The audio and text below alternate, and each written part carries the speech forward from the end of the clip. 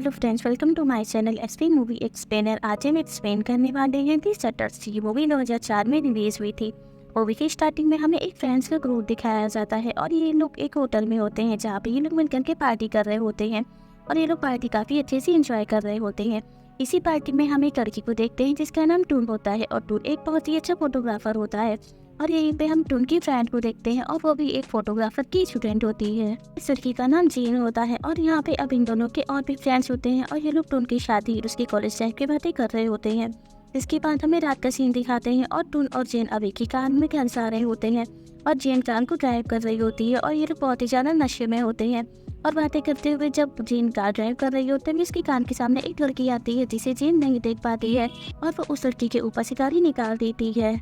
इस वजह से वो लड़की बहुत ही ज़्यादा इंजर्ड हो जाती है और उसके एक्सीडेंट हो जाता है। इसलिए जीन आगे जा करके रुकती है और वो अब इस कार से उतर करके उस लड़की को देखने के लिए जा रही होती है, लेकिन तभी तो उसे ऐसा करने से मना कर देता है और वो बहुत ही ज़्यादा डरा होता है और वो जीन को इसलिए नहीं जाने देता है क्योंकि वो समझ रहा होता है कि अगर ये वहाँ पे जाएगी तो हमारे लिए एक बहुत ही बड़ी मुसीबत खड़ी हो सकती है। और इसीलिए ये लोग अब उस इंजर्ड लड़की को वहीं पे छोड़कर आगे की तरफ चले जाते हैं। और फिर हम नेक्स्ट सीन में जेन और टून को देखते हैं। ये लोग अभी भी बहुत ही ज़्यादा परेशान होते हैं उस एक्सीडेंट को लेकर के, लेकिन इनमें हैरान करने वाली बात यह थी कि किसी भी हॉस्पिटल या किसी भी पुलिस स्टेशन में इस लड़की के एक्सीडेंट की कोई भी बात नहीं फैली हुई थी। इसके बाद हमें नेक्स्ट सीन दिखाते हैं और टून एक मैरिज फंक्शन में जाता है जहाँ पर वो फोटोग्राफी करता है और बहुत सारी फोटोज भी खींचता है। उन फोटोज को देख रहा होता है और इसी फोटोज में उसे अब व्हाइट कलर का शैडो और उसमें एक लड़की का चेहरा उसे नजर आ रहा होता है, जिसमें टून उन फोटोज की रियल कॉपी और डुप्लीकेट कॉपी दोनों ही देखता है और दोनों में ही ऐसा होता है। इसलिए टून एक सीनियर फोटोग्राफर के पास जाता है और उन्हें ये सारी फोटोज दिखाता है। वो फोटोग्राफर भी अब इन सभी फोटोज को देखता है और वो सभी उनके ओरिजिनल और डुप्लीकेट कॉपीज देखता है और सभी में ये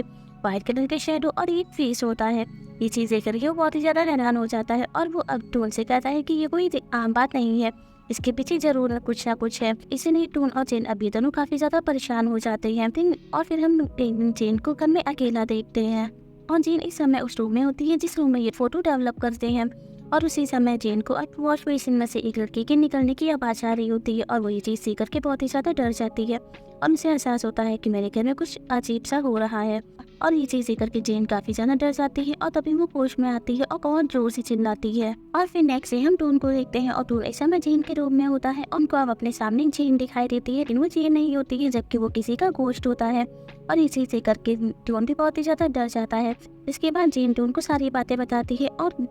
टून भी अब जेन को सारी बातें बताता है कि मैंने सभी लोग उन फोटोज को देखते जिसे टून ने एक मैरिज फंक्शन में खींचा होता है। और तभी जेन समझ जाती है कि ये जो व्हाइट कलर की शैडो है और ये जो फेस दिख रहा है उसी लड़की का गोश्त है जिस लड़की का एक्सीडेंट में ही कार से हुआ था। और ये लोग ये चीज सोच करके बहुत ही ज्यादा परेशान हो जाते हैं। इसके बारे में कुछ दिन बाद का सीन दिखाते हैं और हम टून को देखते हैं और टून के साथ जब से ये सब कुछ हो रहा है उसी दौरान उसे अपने नेक में बहुत ही ज्यादा पेन भी हो रहा था और टून को कुछ भी समझ में नहीं आ रहा होता है कि उसे इतना ज्यादा पेन क्यों हो रहा है। इसलिए वो फौरन से अब डॉक्टर के पास जाता है और अपने चेकअप कराता है। लेकिन डॉक्टर को भी कुछ समझ में नहीं आ रहा था कि उसके नेक में क्यों पेन है। जिसके बाद टून अपना वेट चेक करता है और यहाँ पे हैरान करने वाली बात ये थी कि टून का वेट जो कि नॉर्मल वेट था वो अब डबल हो गया था। और ये चीज देख करके टून और वहाँ पे खड़ी हुई नर्स दोनों बहुत ही ज्यादा शॉक हो जाते हैं। और फिर नेक्स्ट डे हम जेन को देखते हैं और जेन अब सुपर नेचुरल चीजों को अपने माइंड में रखते हुए एक ऐसी शॉप पे जाती है जहाँ पे गोश्त के बारे में मैगजीन्स छपी होती हैं। मैं जाकर के कुछ गोश्तली मैगजीन्स को देखती है, लेकिन तभी उसे यहाँ पता लगता है इस मैगजीन में जितनी भी गोश्त की पिक्चर है उनमें से आधे से ज्यादा पिक्चर्स फेक हैं।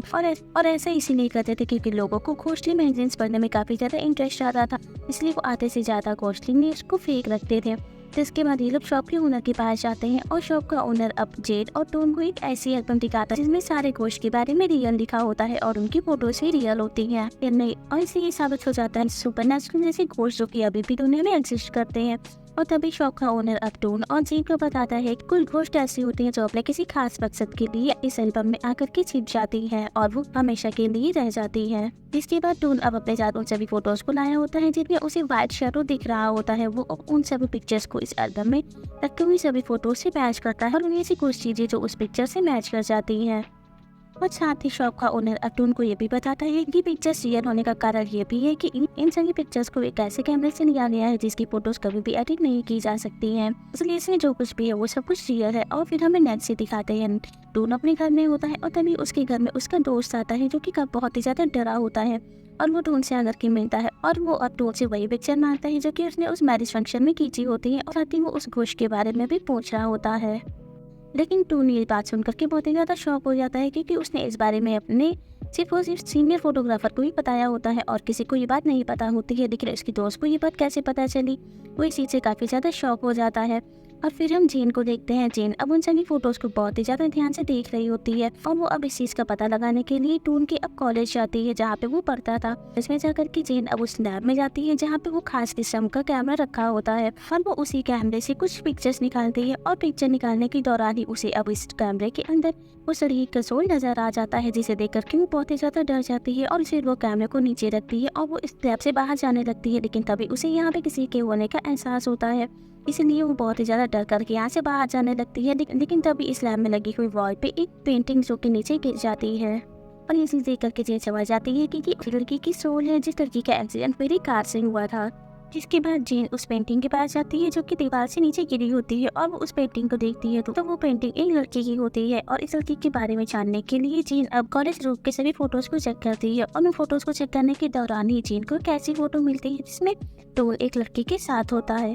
और इसीलिए जेन अब उस फोटो को अपने पास रख लेती है और फौरन से वो कॉलेज की बाहर आती है और फिर वो टून से जाकर के मिलती है और टून को अब वो फोटो दिखाती है और टून अब ये फोटो देख करके जेन को अपनी सारी सच्चाई बताने लगता है और वो कहता है कि ये लड़की मेरी क्लासमेट थी और इसका नाम नेट्रे था और कॉलेज टाइम में ही नेट्रे और मैं एक दूसरे को पसंद करने लगे थे। लेकिन कुछ दिन बाद ही मैंने उस लड़की से अपना रिलेशनशिप खत्म कर दिया था, जिस वजह से नेट्रे को बहुत ही ज्यादा दुख हुआ था और उसने अपने हाथ की नस काट ली और साथ ही उसने मुझे धमकी दी थी कि अगर तुमने मुझे छोड़ा तो फिर मैं सुसाइड कर लूंगी। लेकिन मैंने उसकी बात नहीं सुनी थी और मैं उसे छोड़ करके चला आया था। इस वजह से वो बहुत ही ज़्यादा डिप्रेशन में चली गई थी और मैंने इन सारी चीज़ों के बारे में अपने फ्रेंड से भी शेयर किया था। मेरे फ्रेंड ने मुझे प्रॉमिस किया कि वो नेट्रे कुछ भी नहीं करेगी, वो सुसाइड नहीं करेगी और साथ ही वो इस चीज़ का बदला नेट्रे से जरूर लेकर के रहेंगे। और उस दिन के बाद से ही नेट्रे कभी भी कॉलेज में नजर नहीं आई और मैं भी उसके बारे में कुछ भी नहीं जानता हूँ। और ये बात सुनकर के जेन अब टून से कह आखिर ऐसा नेट्रे के साथ क्या हुआ था जो नेट्रे की सुन तुम्हारे पीछे पड़ी है और तुम्हें परेशान कर रही है। और टून ये सारी बातें सुनकर के अब फौरन से अपने दोस्त के घर जाता है और वो उसी दोस्त के घर जाता है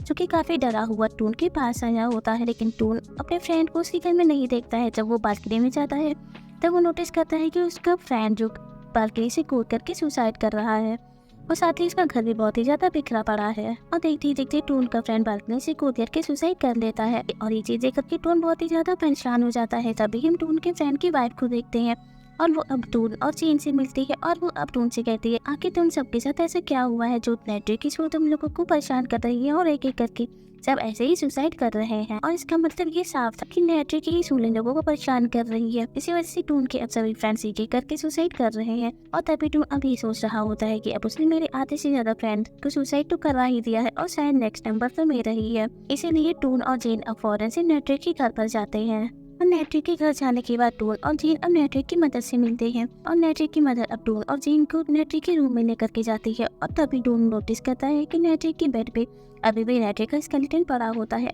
और अभी तक नेट्रे की मदर ने उसका फ्यूनरल नहीं किया है। और तभी टून अब नेट्रे की मदर से पूछता है कि आखिर आपने अभी तक नेट्रे के स्केलेटन का फ्यूनरल क्यों नहीं किया है। नेट्रे की मम टून को बताती है अभी भी मुझे ऐसा लगता है कि मेरी बेटी नेट्रे अभी जिंदा है और वो हमेशा मेरे साथ ही रहती है, इसीलिए मैंने अभी तक उसके स्केलेटन का फ्यूनरल नहीं किया है। और साथ ही नेट्रे की मदर अब फिर टून को ये भी बताती है कि नेट्रे ने बिल्डिंग से कूद करके सुसाइड कर ली थी। और तभी टून दिमाग लगाता है कि फ्रेंड्स के सुसाइड करने का तरीका और नेट्रे के सुसाइड करने का तरीका दोनों आपस में कनेक्टेड हैं। और इसी के साथ नेट्रे की मदर अब टून से कहती है कि मैंने अपनी बेटी का फ्यूनरल अभी तक इसीलिए नहीं किया क्योंकि मैं अपने बेटे को दूर नहीं करना चाहती क्योंकि उसने सुसाइड की थी। लेकिन तभी टून और जेन दोनों नेट्रे की मदद को समझाते हैं और उन्हें इस चीज के लिए मना ही लेते हैं कि वो नेट्रे के स्केलेटन का फ्यूनरल कर दें। और ऐसा ही होता है, नेट्रे की मदद अब मान जाती है नेट्रे के स्केलेटन का फ्यूनरल करने के लिए और फाइनली नेट्रे का फ्यूनरल हो ही जाता है। और इसी के साथ जेन को ऐसा लगता है कि अब शायद सब कुछ ठीक हो जाए, लेकिन ऐसा नहीं होता है। एक रात जेन और टून अपने कमरे में सो रहे होते हैं, लेकिन उसी समय टून को एहसास होता है कि उसके पास कोई है और इसी वजह से उसकी आंखें खुलती हैं और वो अपने सामने नेट्रे की सूंड को देखता है। और ये चीज देखकर के टून बहुत ही ज्यादा डर जाता है। फौरन से अपने रूम से भागकर बिल्डिंग से नीचे की तरफ उतरने लगता है और वो बार बार सीढ़ियों से उतर रहा होता है, लेकिन बार बार उसे ऐसे ही एहसास हो रहा था कि वो जब नीचे उतर रहा है तो वो बार बार उसी फ्लोर पे पहुंचा जा रहा है। तो ऐसे ही होता है, टून इससे नीचे जा ही नहीं पाता है और वो बार बार एक ही फ्लोर पे आकर के रुक जा रहा था। तभी उसके सामने जेन आती है और जेन अब टोन को होश में लाती है और साथ ही जेन अब टोन को अपने हाथ में कटी हुई नस को दिखाती है और वो उस कटी हुई नस को दिखाते हुए टोन से कहती है कि आखिर इतना प्यार करने के बावजूद कैसे तुमने मुझे छोड़ दिया। और देखते ही देखते जेन अब नेट्री के शो में बदल जाती है। इस वजह से टोन बहुत ही ज्यादा डर जाता है और वो बाहर से बनी विंडो से नीचे की तरफ उतरने की कोशिश करता है, लेकिन यहाँ पर भी अब नेट्री की सोल आ जाती है और वो सोल अब टोन को बहुत ही ज्यादा डराने की कोशिश करती है, लेकिन इसी समय टोन का हाथ अब बीटिंग चिप कर जाता है और वो नीचे की तरफ गिर जाता है। और फिर हम नेक्स्ट देखते हैं और टोन की आंखें अब हॉस्पिटल में खुलती हैं